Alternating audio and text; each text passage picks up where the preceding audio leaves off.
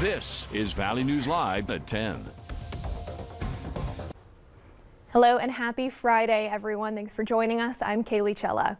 As you can see, the snow is coming down out there across our region and the roads are covered. We begin tonight with a look at road conditions. In Fargo and West Fargo, the roads have a scattered ice, but to the west and south of the city, those purple lines mean the roads are covered with snow. We're seeing less snow up north en route to Grand Forks and beyond. Those green lines mean that things are looking good. Over in Minnesota, roads are mostly blue or partially covered.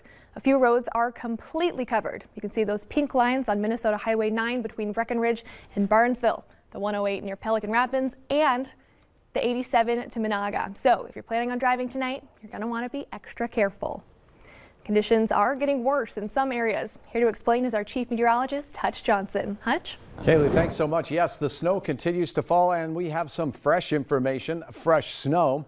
Fresh powdery snow, that light fluffy stuff that you usually like to ski on. Ellendale, the big winners, 13.5 inches of snow reported there. Now Brampton not far from that at a foot, Havana at a foot, Oaks, Forbes and Hecla, South Dakota all reporting 11 inches of flaky madness out there. Now from Fullerton to Leisurewood, as you go northward, those snowfall amounts tapered off, and here at Valley News Live I just stabbed the ruler in the snow and it's just under or right at an inch, and it is still snowing. So here's a look at a few photos, and oh my goodness, there is that fluffy pile, and I could sneeze and that would end up in South Dakota. I got to tell you, I'm concerned as we go into the weekend.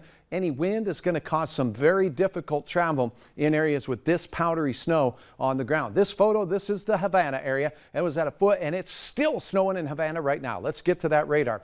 The trend is decreasing intensity. We have another band out to the west, out in that Kidder County area. Winter storm warnings continue for our far southern counties until midnight.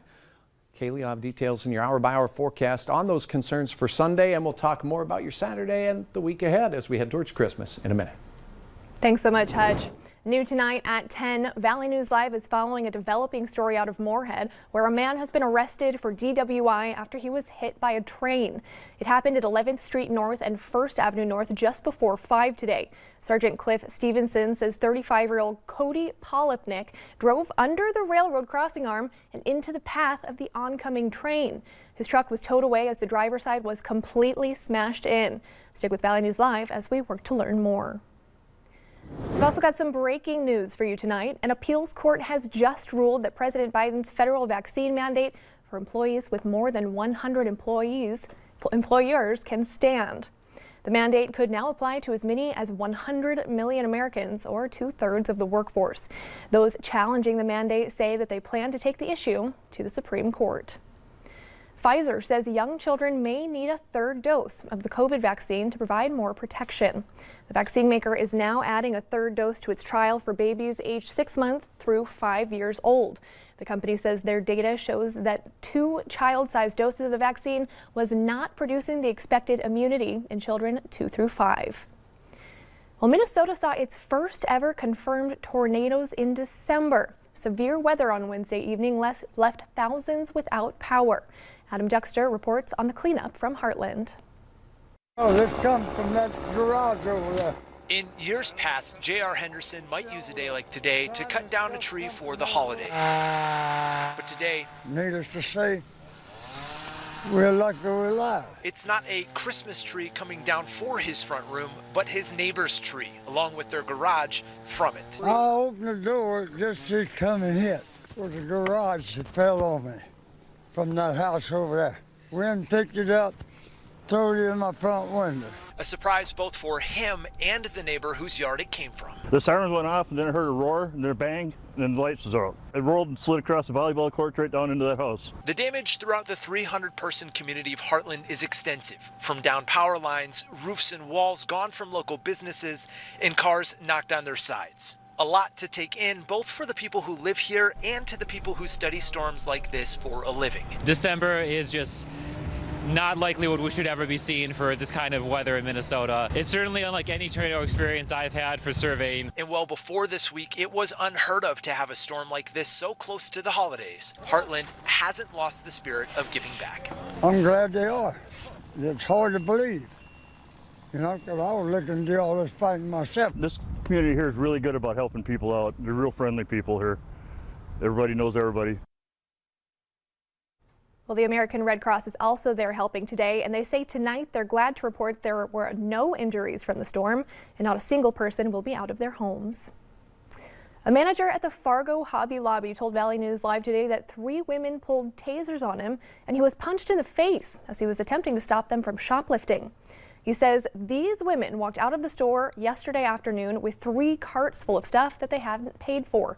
When he approached them, he says they pulled out tasers. Then a man pulled up in a pickup truck. And while the women were loading up the merchandise, he got out and punched him in the face. Store management tells us that the merchandise is valued at more than $1,000.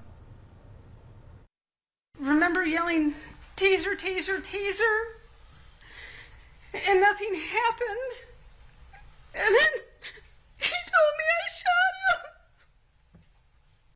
Former Minnesota police officer Kim Potter took the stand in her own defense in the trial against her today, breaking down multiple times.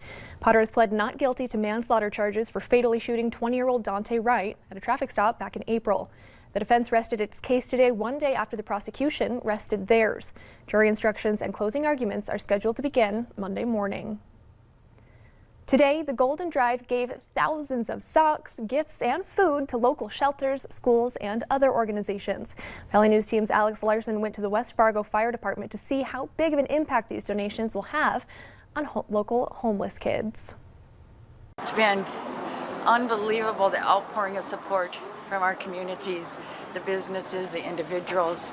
It's been just amazing. Over 18,000 pairs of socks were donated, as well as food and Christmas gifts. I am so happy to be able to give these toys out to kids. So they're going to have a wonderful Christmas this year, and I'm happy. Cass Clay Creamery donated $10,000 to the effort, which came to a grand total of over $23,000. The Golden Drive says that money will go right back into the community to help those in need. In my family, we have experienced homelessness before. I know the feeling, and so I know that we are making so many people in this community happy. I mean, especially this Christmas. It's good that you can know that the family, the bread ain't gonna be lifted. You know, they ain't gonna have too much stress this year. We got all this stuff to give to the children. Organizers say donations are important way beyond the holiday season. We have schools and shelters calling year-round that, you know, they are in need of underwear, of socks, of school supplies, food. Alex Larson, Valley News Live. Well, the Golden Drive says this year's event saw 3 times the donations of last year's. Still ahead tonight, widespread school closures and law enforcement stretched thin after viral threats on social media. But next, Friday flakes fastidiously flying across the valley, and we have anywhere between 8 and 14 inches of snow down near the South Dakota border. I'll tell you what happens overnight and this weekend coming up. Weather is next.